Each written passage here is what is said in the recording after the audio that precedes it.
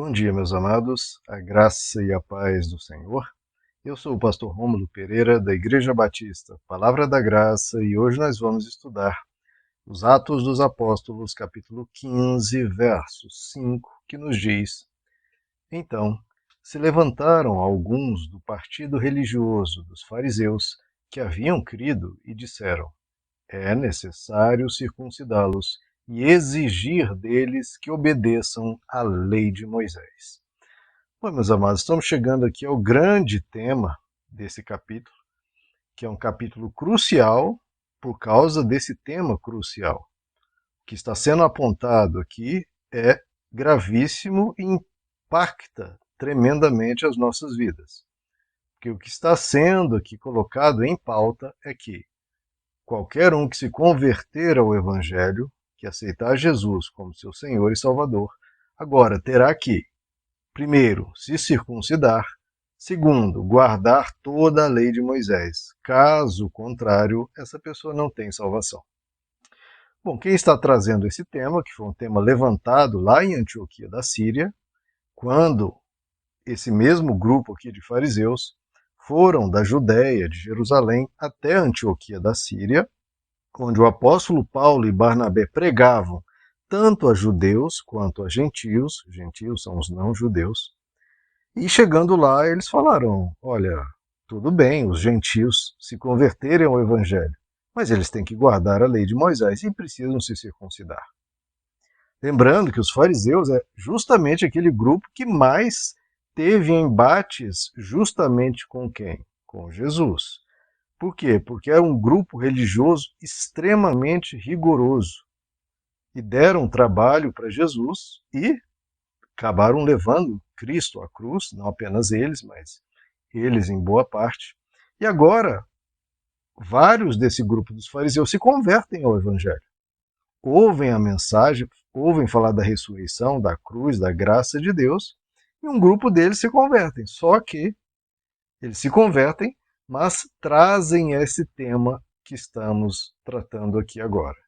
Ou seja, que é necessário não apenas a circuncisão, como colocado alguns versos anteriormente, mas também toda a lei de Moisés precisa ser guardada. E, queridos, um detalhe que as pessoas às vezes se confundem: a lei de Moisés não é apenas os 10 mandamentos. Nós temos ali postulados centenas de mandamentos. E é tudo isso que está sendo colocado aqui para ser guardado. E é uma grande quantidade de mandamentos, os quais, em geral, os gentios não guardam. Então, estamos aqui diante de algo severo, porque os judeus guardam toda a lei de Moisés até hoje. Sabem a quantidade de mandamentos? São 613 mandamentos. Não estamos falando aqui não apenas de circuncisão, não apenas de guardar o sábado, mas de 613 mandamentos que um judeu ortodoxo guarda desde o nascer do sol até o pôr do sol. 613 mandamentos. E, para guardar, precisa decorá-los. Primeiro, decorar 613 mandamentos. Depois, guardá-los um por um, sem falhar em nenhum. E é isso a questão que está sendo colocada. Primeiro ponto, queridos. Quando se trata de uma questão, por mais difícil, por mais contraditória, por mais polêmica que seja, veja aqui, queridos, o comportamento dos apóstolos. Ninguém silenciou esse grupo, nem o outro. Ninguém diz: vocês são aberração, vocês são do diabo, vocês são isso, são aquilo. Não trataram de forma pejorativa e falaram: olha, vocês fiquem calados porque vocês não sabem nada. Não. O comportamento aqui dos apóstolos é exemplar, ou seja, vocês têm uma posição diferente, por mais diferente ou difícil, ou o que quer que seja, até porque isso pode ser dito de ambos os lados, né? Vocês têm o direito de falar. Vocês têm liberdade para se expressar e colocar a questão. Ora, por que nós vamos silenciar? Porque quem usa da força é porque não tem argumento. Não é mesmo? E, infelizmente, em boa parte em épocas grandes do cristianismo, se utilizou da força, o que é uma vergonha. Se perseguia pessoas que tinham opiniões diversas. Deus não persegue, queridos. Quando Adão e Eva quiseram pecar contra Deus, Deus não perseguiu, Deus não oprimiu, Deus não impediu. Não, vocês têm a liberdade. Agora, claro, essa liberdade tem a consequência, vocês vão se afastar de mim. Agora, perseguição, queimar pessoas na fogueira ou silenciar essas pessoas, isso é um absurdo. Eu gosto da frase de Voltaire que dizia: olha, eu posso discordar totalmente de você, mas eu vou até o fim com você pelo seu direito de se expressar. Isso tem que ser sempre, queridos. Porque a verdade deve vencer a mentira pela força da verdade, não pela força da violência, não calando as pessoas de uma forma utilizando de censura ou do poder. Bom, o que nós estamos vendo aqui, então, primeiro, esse comportamento exemplar, vamos deixar os dois lados falarem. Segundo, estamos vendo que são os fariseus que estão trazendo essa questão. Veja que eles se converteram ao Evangelho, mas não mudaram completamente de mente. E esse é o problema de muitos. Muitas pessoas vêm de religiões diferentes, de concepções diferentes, de misticismos, de paganismo, de qualquer tipo de ideia. E aqui eu não estou aqui para criticar essas ideias. A questão é, se a pessoa abraça o Evangelho, tem que deixar essa outra concepção para trás. Claro, naquilo que essa concepção difere do cristianismo, porque agora ela está adotando a nova prática. Porque quando a pessoa vem para o cristianismo, queridos, não é que mudou o nome do Deus. Ah, eu adorava o Deus Krishna, agora eu adoro o Deus Jesus Cristo, o Jeová. Ah, mudou o nome de Deus, é só isso que mudou. Não, queridos, isso aí, eu sou da posição que, olha, se eu quiser chamar Jesus de Josus, ou de um outro nome qualquer, o que mais importa não é o nome, queridos. O que mais importa é o que você crê. É o que você está praticando, é o que você está vivendo, porque Jesus veio aqui, falou dele, mas ele falou do seu ensino, do seu mandamento, do seu evangelho. Porque, como o apóstolo Tiago diz, você diz que tem fé e não tem prática, olha, sua fé é morta. Não adianta ficar falando de Jesus o dia inteiro, sonhando com Jesus, tendo um sonho, se não vive o evangelho. É uma fé morta. Ponto, morta. Então, a questão do nome, a pessoa botou um bonezinho de Jesus, camiseta de Jesus, está abraçado numa bandeira de Jesus, tá, mas vive Jesus? Vive o Evangelho? Mudou de mente? Porque muitas pessoas vêm de onde tenham vindo e trazem tudo o que pensavam antes, só que agora só põe o nome de Jesus, mas o resto é tudo igual. E é por isso que a gente vê ensinos, pastores ou líderes ensinando coisas completamente absurdas. Muito misticismo, muito diabo, muita coisa que vem de outros, do misticismo indígena, do misticismo afro, que não tem a ver com o evangelho. Pessoas às vezes ficam ensinando nomes de demônios. Isso está nas escrituras, está no Novo Testamento. Você vê o Paulo fazendo isso? Ninguém faz isso no evangelho. Ninguém. Jesus não fazia, Paulo não fazia, Pedro não fazia, João não fazia, Tiago, mas o pastorzinho fulano faz. Por quê? Porque era o que ele estudava antes, era o que se interessava antes. Então, a pessoa quando vem para o evangelho tem que mudar de mente. Largar a mente anterior, que o apóstolo Paulo diz, ele veio do farisaísmo, só que ele mudou de mente. Ele diz, eis que esquecendo as coisas que para trás ficam, eis que eu prossigo para o alvo da minha fé. Quem está em Cristo, nova criatura é. As coisas velhas passaram, eis que tudo se fez novo. Então veja como isso é claro. Se veio da lei de Moisés, tudo isso se aplica também a essa questão. Quem está em Cristo, nova criatura é. As coisas velhas passaram, eis que fizeram novas. Novas no sentido, como eu já disse, tanto em relação ao Antigo Testamento, quanto em relação a qualquer religião ou pensamento que a pessoa tenha vindo. O que o Novo Testamento defender que foi igual ao que a pessoa cria antes, que bom. São coisas que você vai manter, porque o Novo Testamento defende tais coisas. Agora, o que o Novo Testamento não mais postula e vem do pensamento anterior da pessoa, a pessoa deixa isso para lá. E especialmente quando o Novo Testamento discorda e vai além e se contrapõe ao pensamento anterior da pessoa. Tem que jogar fora. Porque o evangelho vai além, ele avança. Então, tem que ter um cuidado com isso, queridos, um cuidado muito grande. Porque as pessoas têm concepções anteriores e agora, porque se converteram, só colocam um linguajar evangélico, um linguajar bíblico sobre aquele conteúdo que não é bíblico. Mas porque está falando de irmão, coloca o nome de Jesus no meio daquilo, todo mundo acredita, todo mundo segue. Então a gente tem que ter cuidado com isso, queridos. A pessoa fala irmãos, quando, por exemplo, só dar um exemplo esdrúxulo. Ah, eu vim do satanismo. E vocês não sabem. Lá no satanismo, nós sabemos que quem come piqui com pimenta está abrindo um portal até o quarto inferno e os demônios entram na casa dessa pessoa e destrói a família. Por isso você pode observar, aí dá um exemplo de um fulano de tal, de um fulano de tal, aí os crentes, olha só esse mistério que foi revelado, graças a Deus que os pastores trouxe, porque eu não sabia, eu estou abrindo aí um portal ao quarto inferno na minha casa e eu não sabia.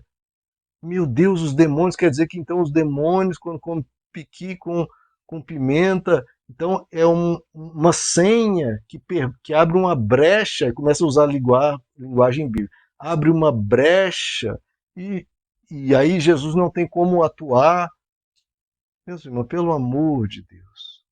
Eu falo, é muito misticismo, é muita curanderia, que não tem nada a ver com o evangelho, mas como está coberto de um linguajar evangélico, as pessoas trazem e todo mundo acredita. Por quê?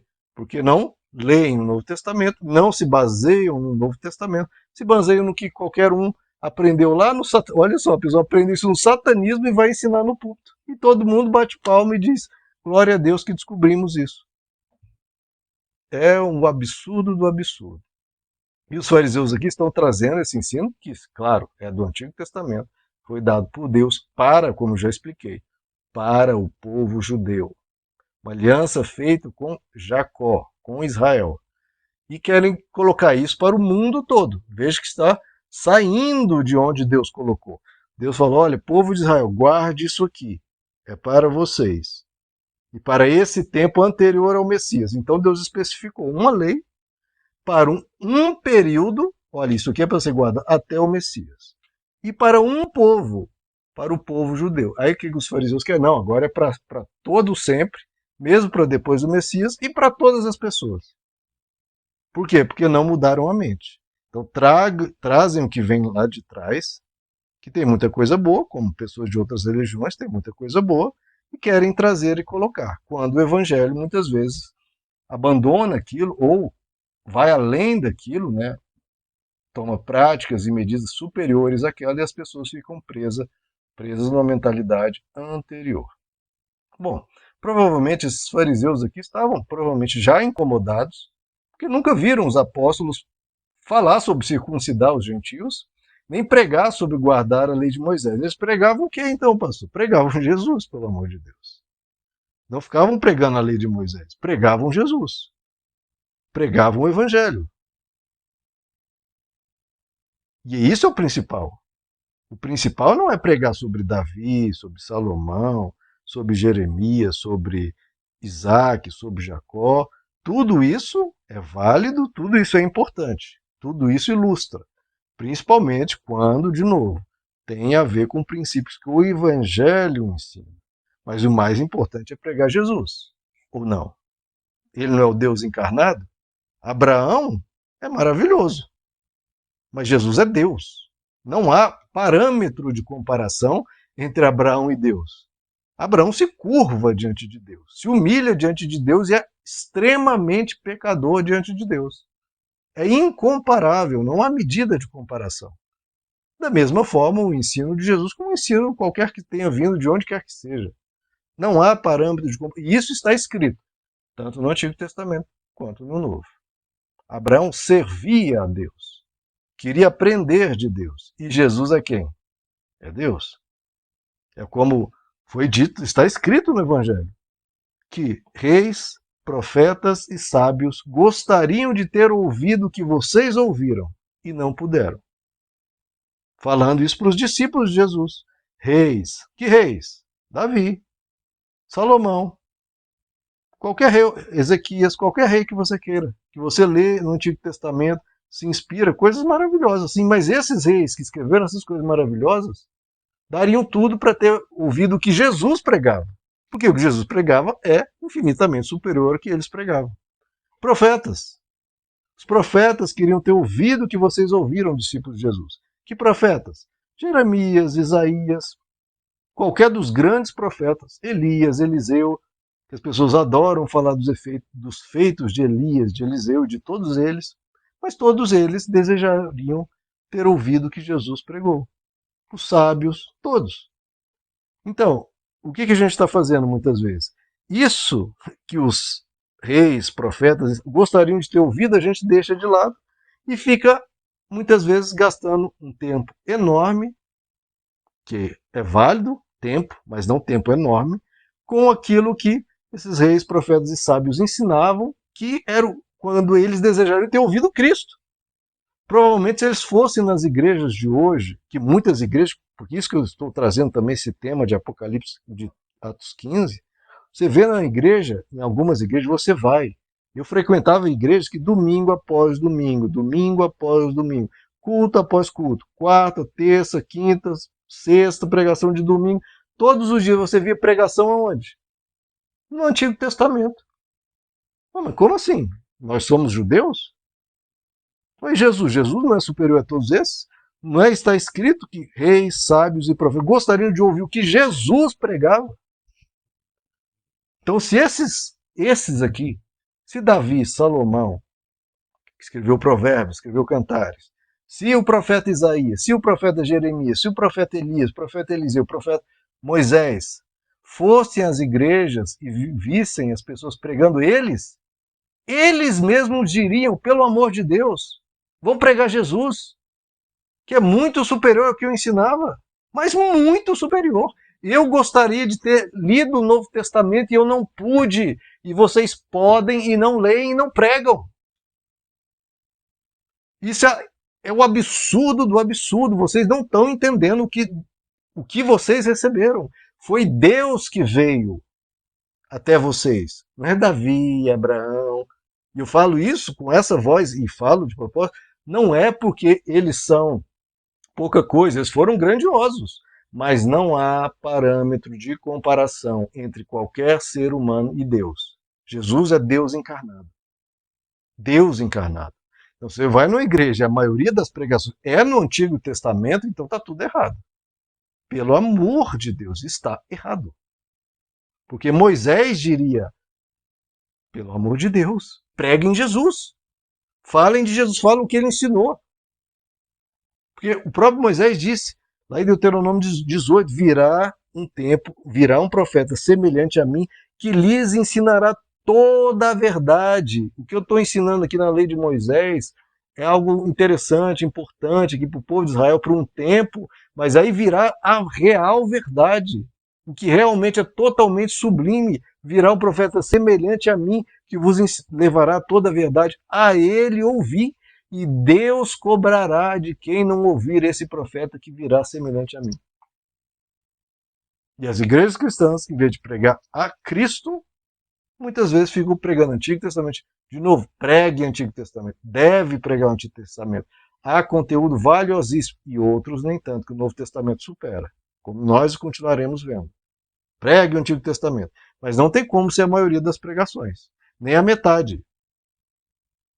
Tem que pregar muito mais Jesus, mas muito mais, 90%, 95%, sem problema nenhum. O problema é pregar 95% das pregações no Antigo Testamento. Aí não entenderam o Evangelho. Não entenderam. Ponto. Não entenderam. Então, queridos, tudo isso aqui é para nós vermos o que está se sucedendo em nossas igrejas. Isso perde poder. Eu quero tratar um pouquinho mais, porque esse áudio aqui já está ficando longo, mas espero que tenham captado isso, queridos. Quando a gente vem para Cristo, tem que mudar de mente. Tem que trocar para o que é super. Não é só mudar o nome. Ah, bota Jesus, o nome Jesus, ponto, e mantém tudo que pensava antes. Não. Tem que trocar a mente, é o principal. E, segundo, ir para o Evangelho. Tem que ir para o Evangelho. O Evangelho é o principal. Meus amados, que Deus os abençoe. A graça e a paz do